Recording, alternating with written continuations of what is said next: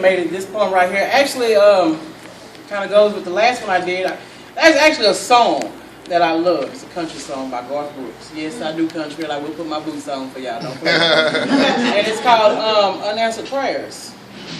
And you know, it all goes with that thing where you got to be careful what you pray for when you ask God for things. You know, because you never know when He's going to answer and how He's going to answer. So the name of this is called Irretrievable Hurt. So y'all bear with me on this week. We didn't practice much, though, but you know, so I started a minute ago.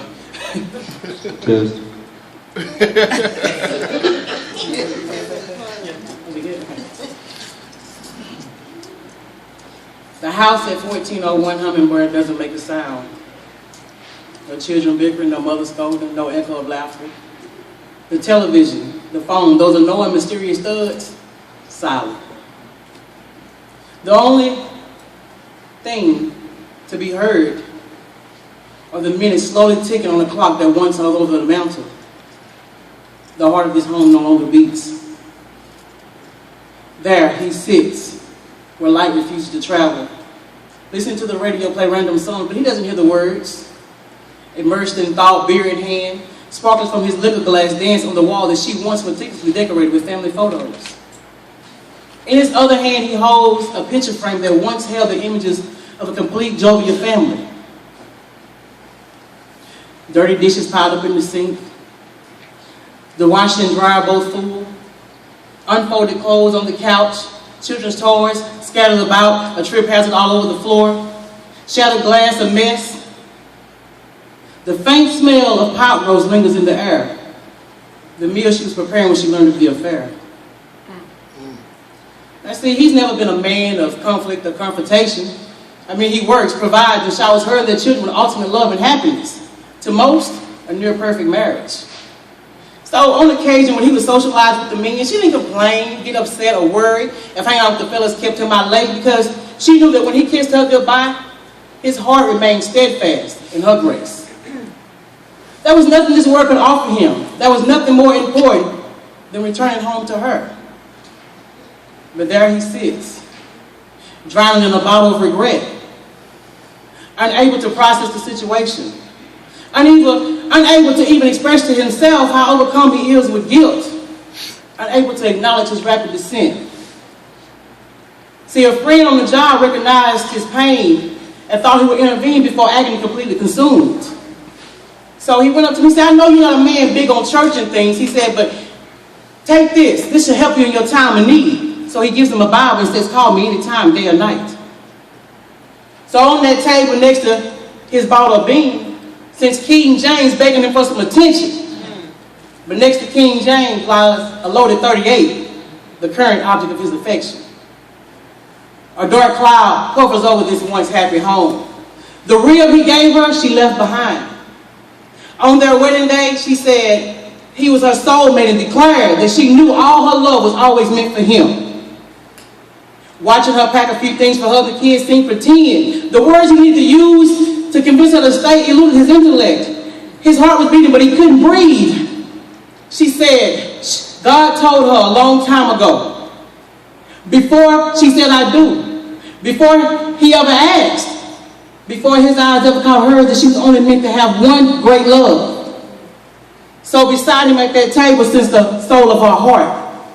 Her last words to him, "You turned me into a tomb." So there sits a man wounded by his own actions, cherished memories torturing his mind. And as he sits there, these are the words that he finally hears off of that radio station. These are the lyrics that bring tears to his eyes and that 38 to his temple. She was the one I had wanted for all time, and each night I spent praying God would make her mine. And if he'd only grant me the wish I wished back then, I'd never ask for anything again. Sometimes I thank God for unanswered prayers. Remember when you're talking to the man upstairs. Just because he doesn't answer, it doesn't mean that he's not there. Some of God's greatest gifts are unanswered prayers. See, a few weeks ago while he was out with the boys, he ran into his old college sweetheart. And he uttered these words, "Lord, if I could just have one more night with her." Unbeknownst to him, God was listening. So one day while he was out running errands for his wife, who usually consumed his thoughts, old sweetheart was placed on his path. Unable to vacate the past for one night of indiscretion, he thought to himself, what harm could come from this? He loved his wife. He was never going to leave her. She'd never find out. So his mind was made up. One time, one night, random sex with the next. But how was he to know that old sweetheart was living in the past? His random sex was her chance to reconnect with a love that never died. His prayer, her plot, his demise. Her chance to steal another's life, to betray her kind, to lay claim to what God has promised another. Idle, selfish wishes of a woman that should have been ignored. Adam falls again, not by misguided innocence, but by the willing intent of serpent's tongue. So there he sits, under a neon moon, remembering her tears and the look in her eyes.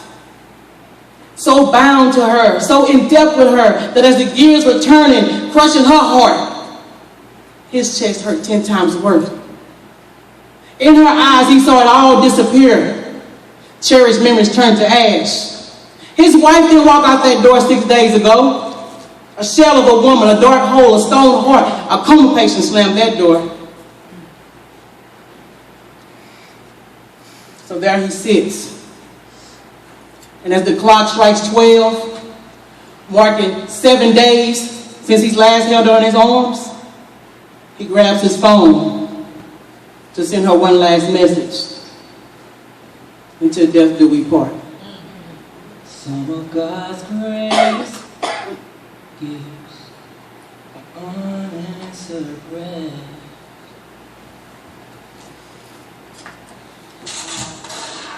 Wow. Right there. Wow.